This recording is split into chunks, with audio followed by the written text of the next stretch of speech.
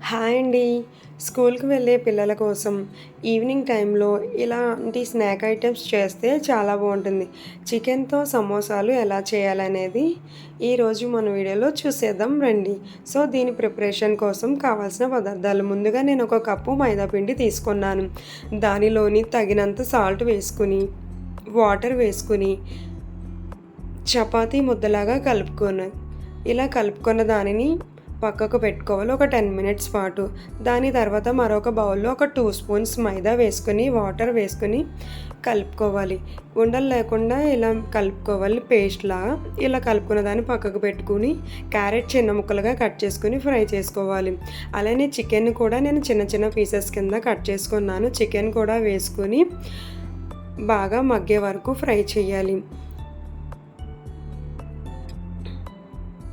ఇలా ఫ్రై అయిన తర్వాత ఆనియన్స్ పొడవుగా కట్ చేసుకుని, అలానే పచ్చిమిర్చి కూడా వేసుకోవాలి. నేను 2 ఆనియన్స్ తీసుకున్నాను.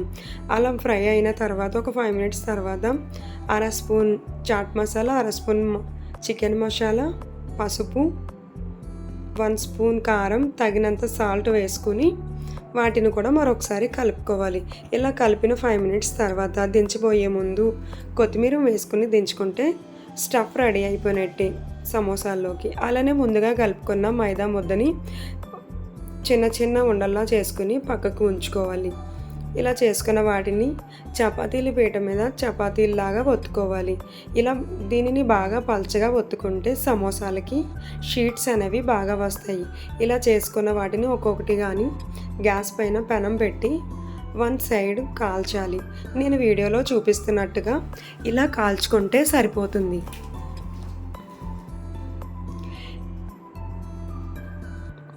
ఈ షీట్స్ అన్నిటికీ పక్కన ఎడ్జెస్ అన్నీ తీసేసి మధ్యలోకి షీట్స్ కింద కట్ చేసుకుంటే చూడండి ఇలా ఉంటే సరిపోతుంది.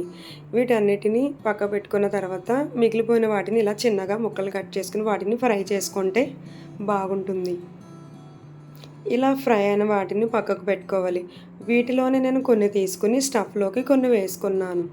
ఇలా వేసుకుంటే స్టఫ్ అనేది చాలా టేస్ట్గా బాగుంటుంది. సో వాటిని ఒకసారి కలుపుకొని పక్కకు పెట్టుకుని మనం ముందుగా కట్ చేసుకున్న షీట్స్ని తీసుకుని ముందుగా మనం వాటర్లో కలుపుకున్న మైదా పిండిని ఇలా షీట్స్కి అంటించుకొని క్లోజ్ చేసుకుంటే స్టఫ్ అనేది బయటకు రాకుండా ఉంటుంది. స్టఫ్ పెట్టుకున్న తర్వాత అలానే ఆ మైదా పిండిని ఇలా అంటించుకుని క్లోజ్ చేస్తే సమోసా రెడీ అవుతుంది. సో ఇలా అన్నిటిని ఇలా ప్రిపేర్ చేసుకోవాలి. ఇలా ప్రిపేర్ చేసుకున్న వాటిని ముందుగా మనం ఆయిల్లో ఫ్రై చేసుకుంటే సరిపోతుంది. గోల్డెన్ బ్రౌన్ కలర్లోకి వచ్చే వరకు ఫ్రై చేసుకుంటే అయిపోయినట్టే. చూడండి ఎంతో టేస్టీ అయిన సమోసా రెడీ అయింది. ఎప్పుడైనా మీరు ఇలా ఒకసారి ట్రై చేయండి, బాగుంటుంది.